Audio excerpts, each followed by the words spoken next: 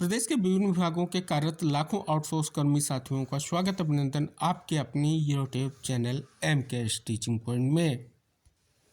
Uttar Pradesh outsource सेवा निगम से पहला जो आदेश 25 नवंबर 2025 को जारी हुआ महानिदेशक का, उस आदेश का अगर आप अवलोकन करेंगे तो एक विशेष निष्कर्ष स्पष्ट हो रहा है। वो निष्कर्ष ये है कि जो आउटसोर्स सेवा निगम है वो प्रभावी रूप से अपना कार्य 1 अप्रैल 2026 से स्टार्ट करने जा रहा है। और इस परिपेक्ष में आप देखेंगे ये आदेश बहुत ही निष्कर्ष आप सभी लोगों के लिए स्पष्ट कर रहा है। साथ ही माननीय मुख्यमंत्री जी ने जो विशेष तौर पर वक्तव्य दिया कि 1 से 2 महीने में जल्द से जल्द जो है आउटसोर्स सेवा निगम जो है अपना कार्य प्रारंभ करने जा रहा है, क्योंकि आप सभी के लिए एक महत्वपूर्ण निष्कर्ष ये इंगित कराना चाहेंगे क्योंकि कैबिनेट की फाइनल मंजूरी मिल चुकी है और साथ ही नियमावली भी जारी हो चुकी है जो नई भर्ती विशेष को लेकर के है।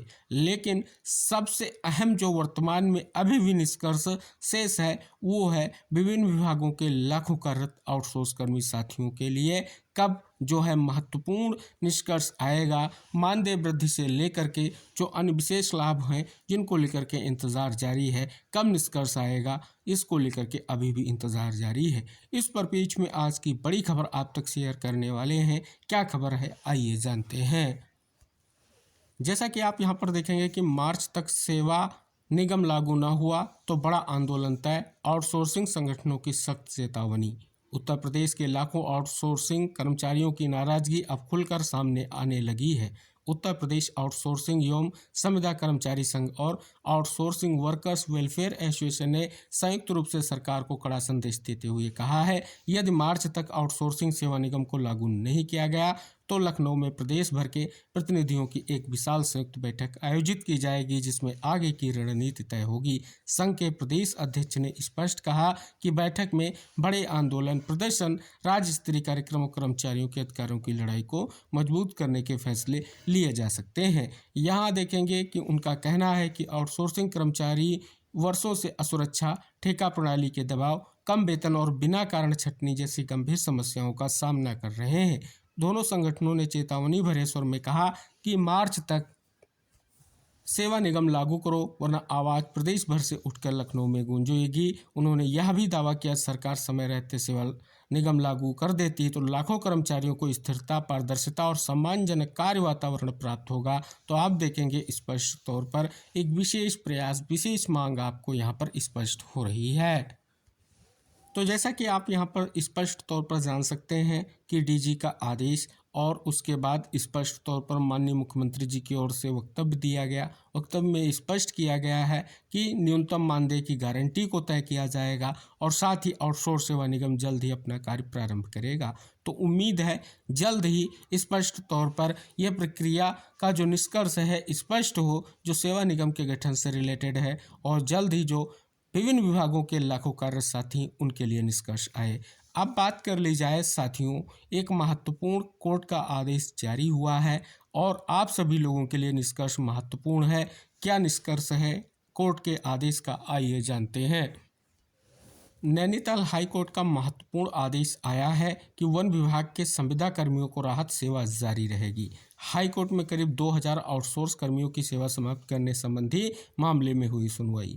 यहाँ देखेंगे उत्तराखंड उच्च न्यायालय ने वन विभाग के करीब 2000 आउटसोर्सिंग कर्मचारियों की सेवा समाप्त करने संबंधी विभागीय निर्णय को चुनौती देने वाली याचिका पर सुनवाई के बाद कर्मचारियों के पक्ष में जो है फैसला सुनाया है। कोर्ट ने निर्देश दिया है कि विभाग कर्मचारियों से सशर्त नियमित सेवा लेता रहे। वरिष्ठ न्यायाधीश मनोज कुमार तिवारी की एकल पीठ में यह मामला सुना गया। याचिका में यहाँ पर अगर आप देखेंगे स्पष्ट तौर पर 300 आउटसोर्स कर्मचारियों ने कहा था कि वन विभाग ने उनका वेतन जिस मद से दिया जाता था उसमें बदलाव करने की वजह से उनकी सेवाएं समाप्त कर दी गई। साथ ही विभाग उनकी नियमित सेवाएं भी नहीं ले रहा था। तो देख रहे हैं एक धमाकेदार फैसला जो है कोर्ट ने यहाँ पर स्पष्ट तौर पर दिया है जो महत्वपूर्ण भी है स्पेशली हमारे आउटसोर्स कर्मी साथियों के लिए।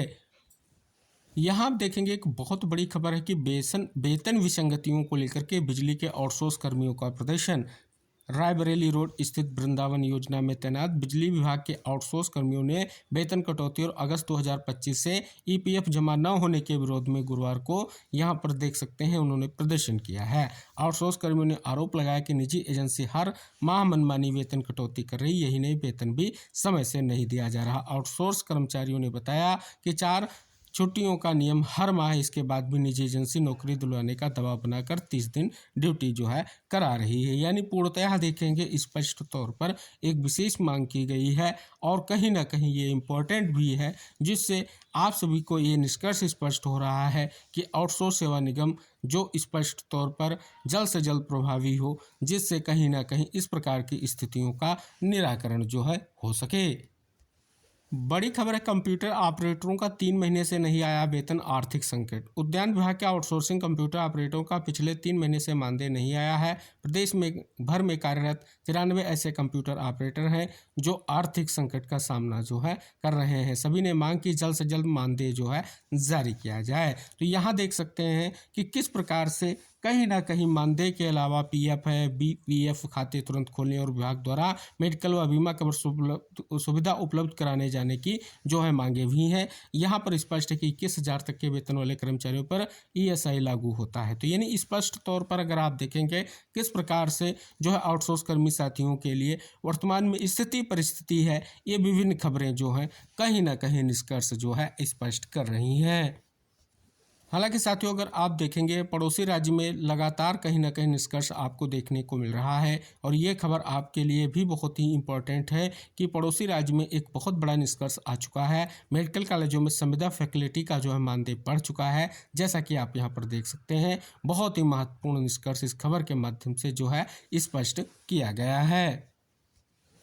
हालांकि अगर उत्तर प्रदेश के परिप्रेक्ष्य में अगर हम बात कर लें तो रोडवेज ड्राइवरों कंडक्टरों का जो संविदा पर तैनात है पारिश्रमिक बढ़ने को लेकर के यहाँ पर निष्कर्ष देखने को मिल रहा है और कहीं ना कहीं स्पष्ट तौर पर ये जो निष्कर्ष है वो इम्पॉर्टेंट क्यों है, क्योंकि लगभग 35,000 से अधिक संविदा कर्मचारियों के लिए इस वृद्धि का जो है कहीं ना कहीं लाभ मिलने जा रहा है। तो ये थी कुछ महत्वपूर्ण खबरें और उनका निष्कर्ष। साथ ही अगर बात कर ली जाए पड़ोसी राज्यों की उन महत्वपूर्ण खबरों को हम इसलिए आपको इंगित करा रहे हैं जो आपके लिए निष्कर्ष आगे हेल्पफुल होने वाला है, वही निष्कर्ष हम आप तक शेयर कर रहे हैं।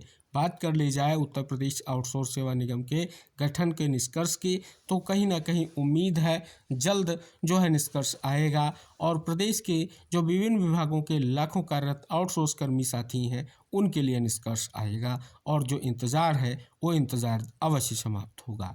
तो इस महत्वपूर्ण वीडियो को सभी प्रतीक्षारत साथियों को शेयर ज़रूर करें और चैनल को सब्सक्राइब भी करें, जिससे जो भी नेक्स्ट वीडियो या इन्फॉर्मेशन आपके लिए शेयर की जाए वो आप तक आसानी से पहुंच सके। तो इसी आशा और विश्वास के साथ हम नेक्स्ट वीडियो में फिर उपस्थित होंगे, जो महत्वपूर्ण खबरों का निष्कर्ष होगा, कोई महत्वपूर्ण आदेश जारी होगा, उन समस्त महत्वपूर्ण खबरों के साथ। तो मिलते हैं नेक्स्ट अपडेट के साथ, तब तक के लिए टेक केयर, बाय बाय साथियों।